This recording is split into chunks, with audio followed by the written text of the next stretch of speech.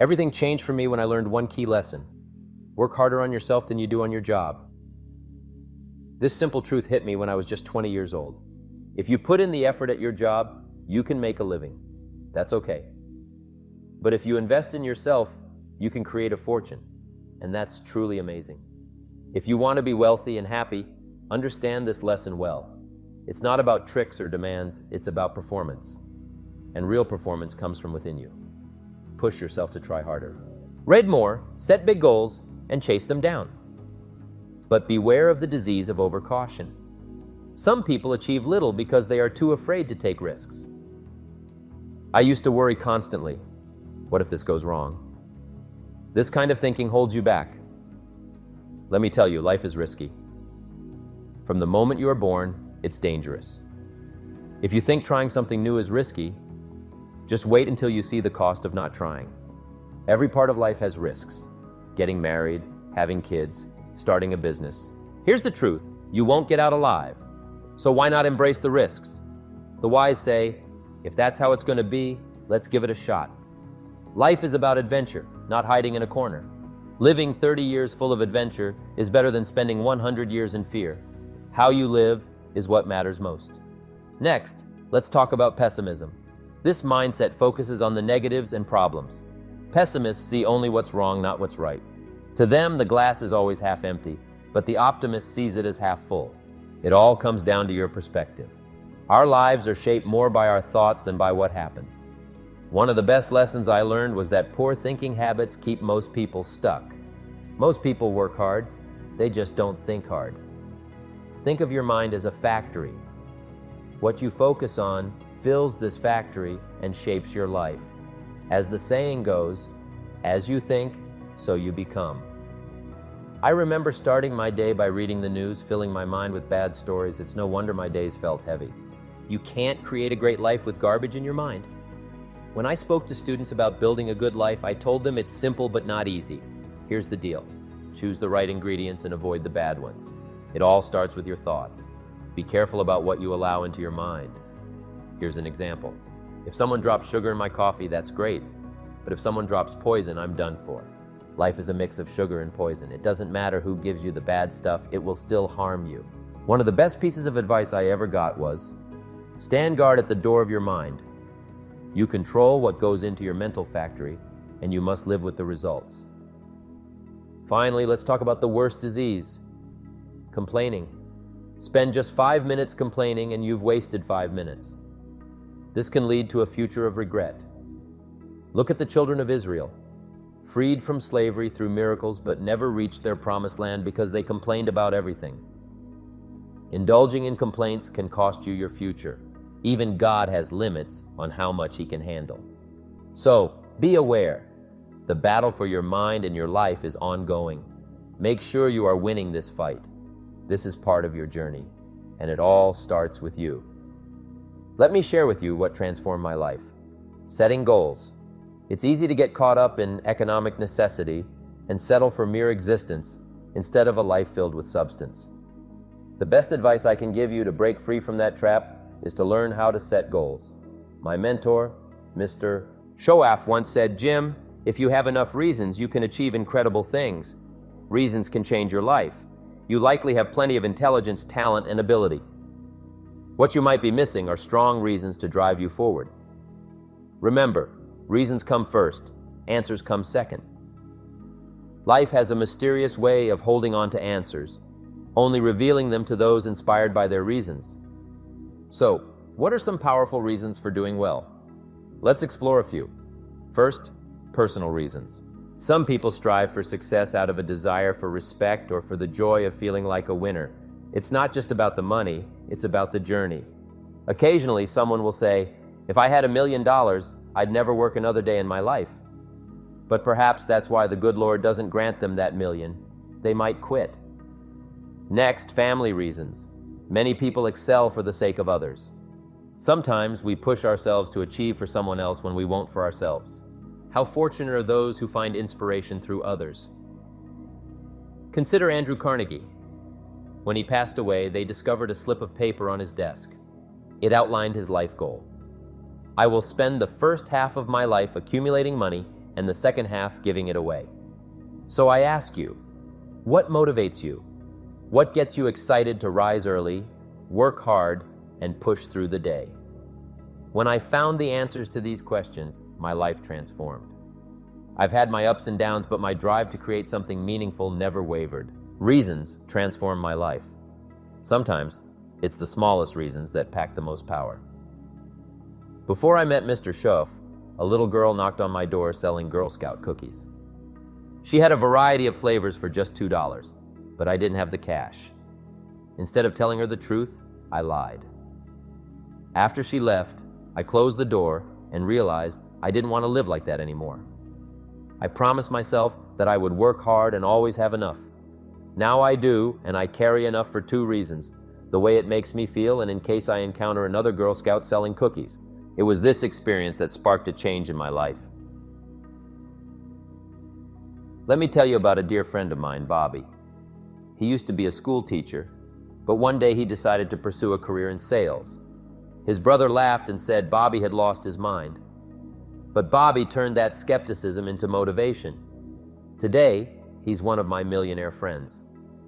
So, wealth is not about intelligence, it's about inspiration. Frank Sinatra once said, "The best revenge is massive success." Get a long enough list of reasons, and you'll never lack for inspiration. Now let's break down a simple formula for goal setting. First, we have long-range goals, your dreams for the next 3, 5, 10, or even 30 years.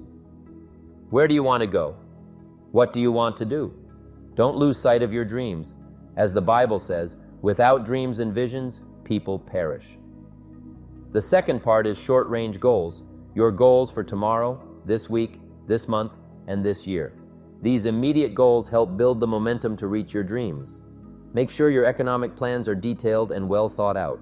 If you ask someone for their carefully planned list of economic goals, they might think you're strange.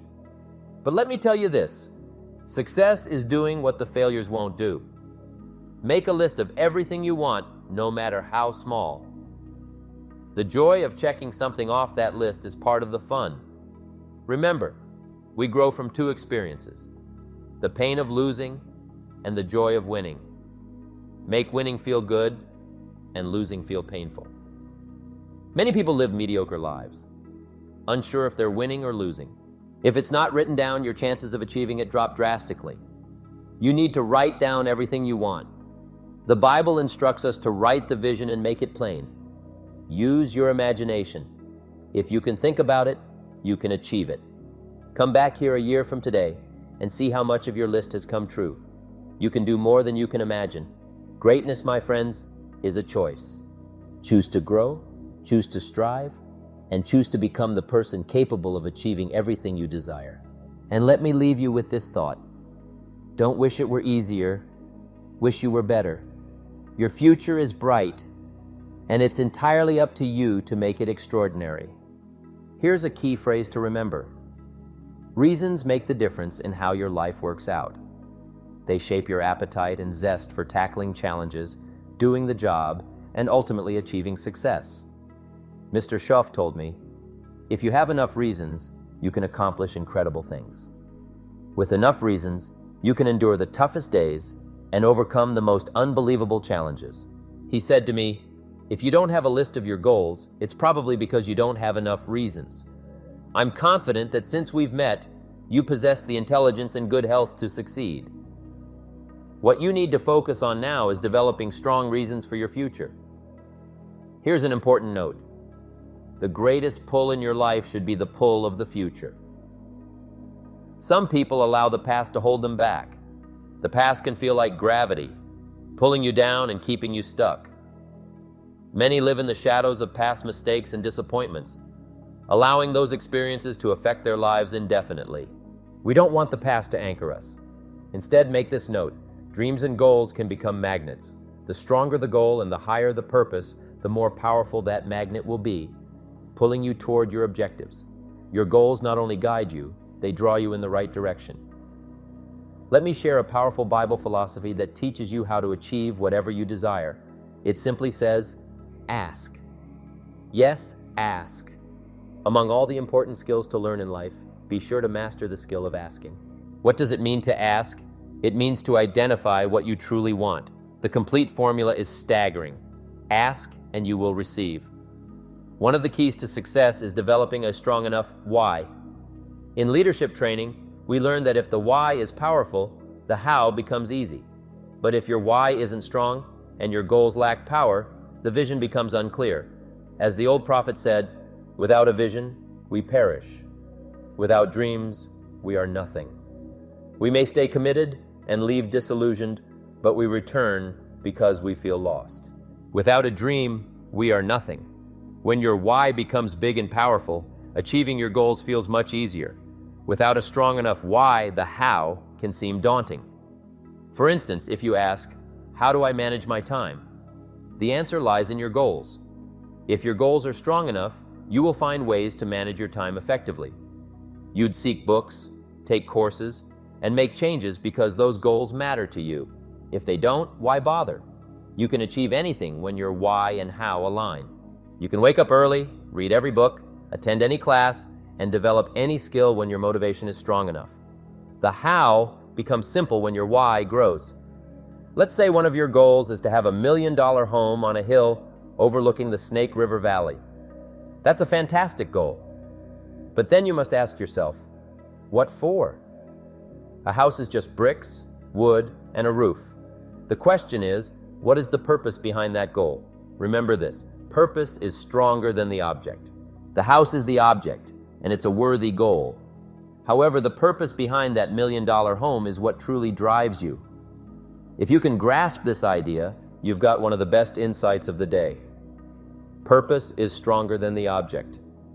It's perfectly fine to have many objects on your goal list, but always ask yourself why you want each one. Write down your reasons. Here's why I want this money. Here's why I want this home. As you develop these reasons, you will tap into an incredible source of power. Let's take a moment to look over the list you've created and the exercises we've completed. I want you to reflect on this question. What kind of person must I become to achieve everything I desire? Two powerful forces are at work here. What you become helps you achieve, and what you achieve helps you grow. The more you develop, the more you can accomplish. The more you accomplish, the more you can become. It's a self-reinforcing cycle. Now, let's get real. You may need to become wiser, stronger, or healthier than you are right now. Perhaps you need some coaching, whether it's physical, spiritual, or skill development, to evolve into the person you want to be. To be the influence you aspire to, you must build an incredible reputation. Ask yourself, what kind of person must I be to attract everything I desire, including the right people and opportunities? Don't set your goals too low. Steer clear of the easy crowd. You won't grow there. Instead, seek environments that demand high expectations and where the pressure to perform, grow, change, and develop is strong. I belong to a small group that operates on a global scale, and the expectations we hold for one another are remarkable. We strive for excellence that goes far beyond the average. This commitment enables us to contribute something extraordinary to our group. It's what I call living at the summit. Surround yourself with high expectations to ignite your growth. Don't settle for just working hard and being sincere. If you do, you risk ending up broke and embarrassed. Aim to be more than just a good worker. Be a good asker. As I wrap up our discussion today, let me remind you of something crucial. You are the architect of your own life. The choices you make, the goals you set, and the mindset you adopt shape your destiny. This is not just a nice idea, it's a fundamental truth. You see, success isn't merely about accumulating wealth. It's about the richness of your experiences, the depth of your relationships, and the extent of your personal growth. Ask yourself the right questions to clarify what you truly want and articulate your goals with precision. Your why must be powerful enough to propel you forward, making the how seem almost effortless. Surround yourself with high expectations. Seek out environments that challenge you, and don't you dare settle for mediocrity. Remember, work harder on yourself than you do on your job. True fulfillment comes from within, and it's your responsibility to nurture that.